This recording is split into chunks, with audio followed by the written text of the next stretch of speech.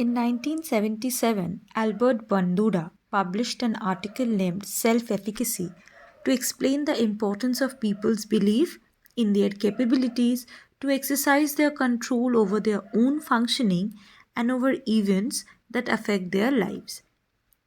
Bandura used this term to discuss people's contributions in his and his capacity to shape his personality. This concept also holds an important position in positive psychology. Positive psychology is that branch of psychology that focus on the character development of individuals so that the people can lead a flourishing life. In simpler terms, it tries to identify and incorporate the elements of good life. Self-efficacy, as viewed by Bandura, actually rests upon the idea of self-control, that is, to control the way of life one wants to lead or to control on what future he wants to make for himself. Bandura defines self-efficacy as people's belief in their capabilities to produce desired effects by their own actions. This definition of self-efficacy was given by Bandura in the year 1997.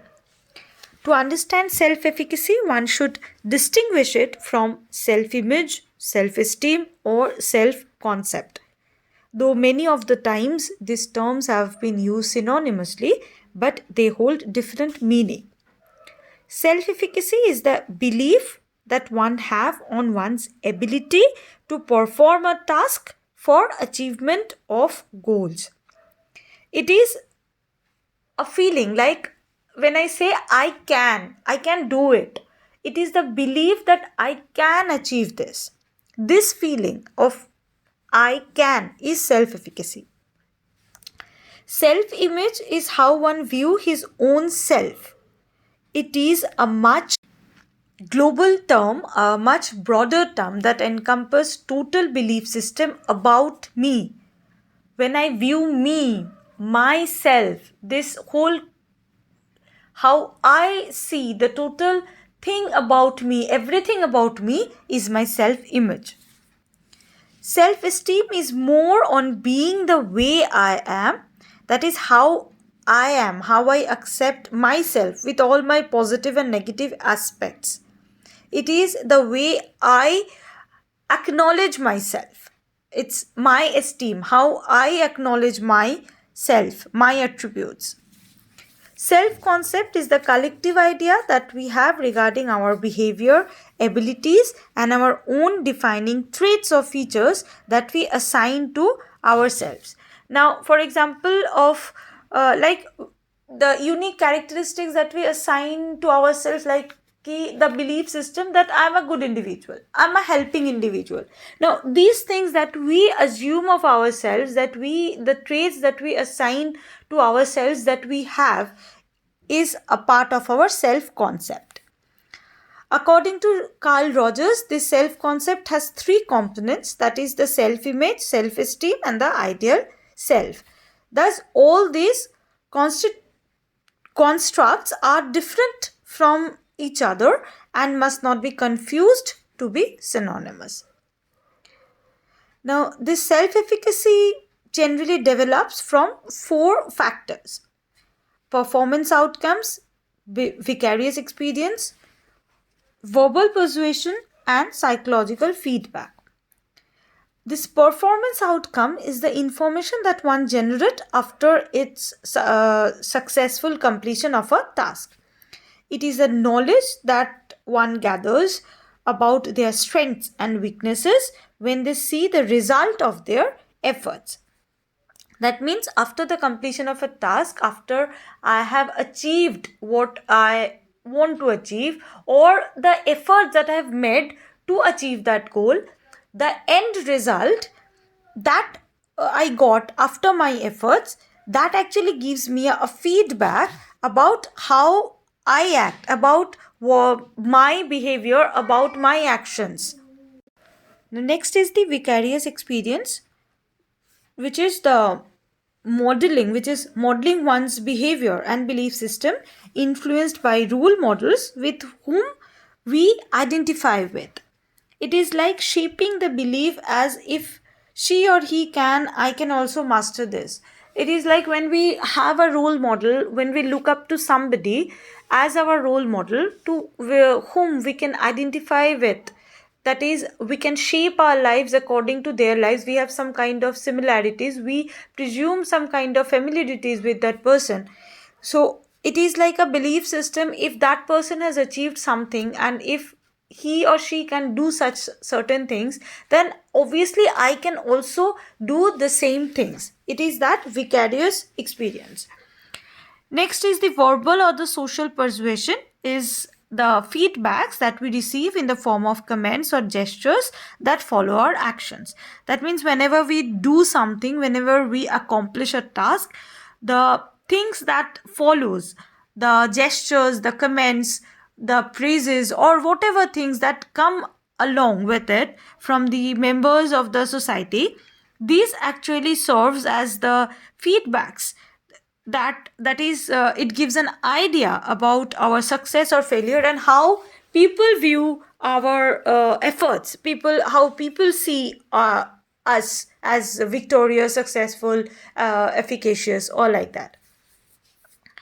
And next is the psychological feedback, which is the mental health condition of the individuals.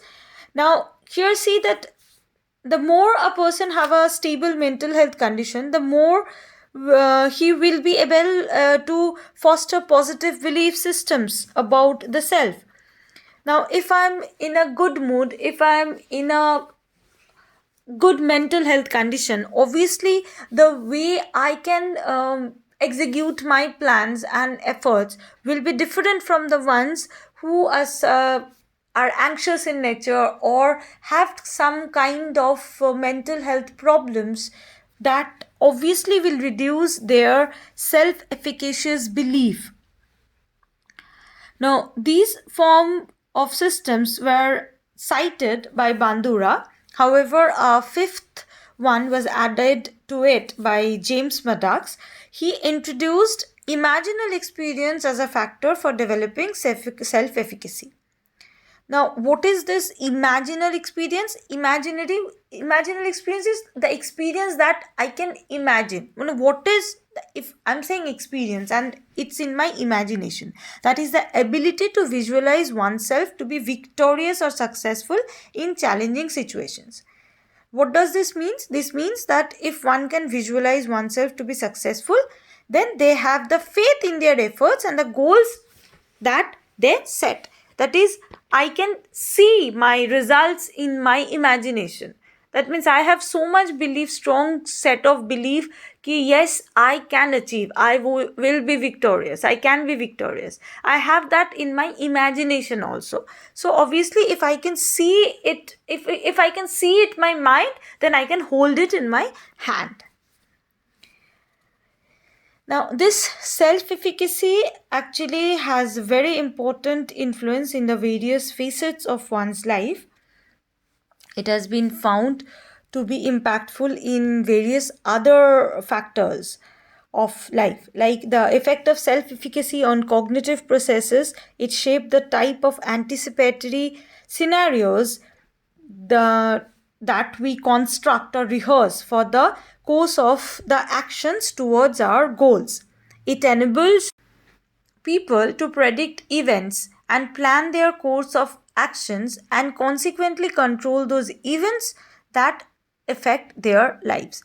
A strong, efficacious belief is needed to stand strong in face of the challenging situations or in time of failures or in times of setbacks. If a person is self-efficacious, then it has a strong belief system, a strong mental ability to fight back, to cope, to stand in the face of the crisis. Now, self-efficacy also plays a significant role in self-regulation and motivation. There are actually three different forms of cognitive motivations that shape the motivational system. It is the causal attribution, outcome expectancy, and cognized goals.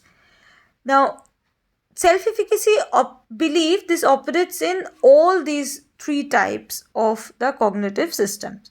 Now, when people are self-efficacious, they tend to attribute the cause of their failure to the insufficient effort that leads to the more dedicated and improved actions towards the goal. Now, this means whenever we do an action, we perform an act, it's more focus. The self-efficacious person has more focus on their abilities. That is how I performed, and if I fail, then it is due to some insufficient efforts that I have made. So if I have this type of judgment about my efforts, then obviously I can infuse more strength, and I can introduce other strategies to solve the problems that I had faced that had caused the failure. So if the causal attribution is like more of like this, then it is easier for the people to fight and to make their course of action more eventful. Here, actually, the people have more trust on their ability, so they try to rectify and achieve the outcome that they want to achieve.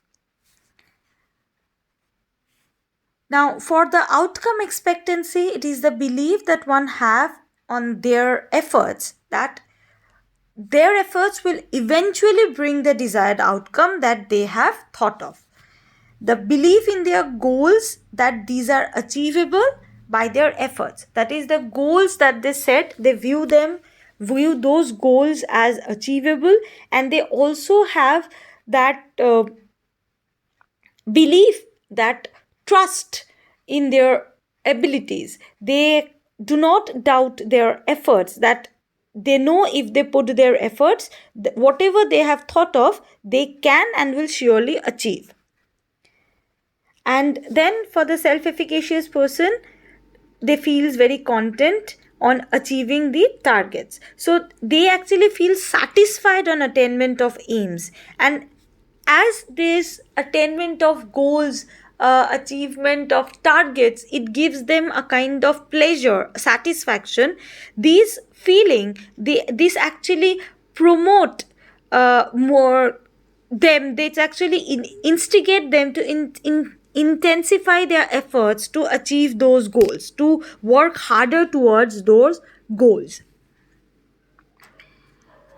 In fact, people believe in their coping abilities also affect how they see the challenging situations and how frequently they feel stressful, depressed, or frustrated. However, researchers have already shown that successful coping with psychological problems have been shaped by self-efficacious belief.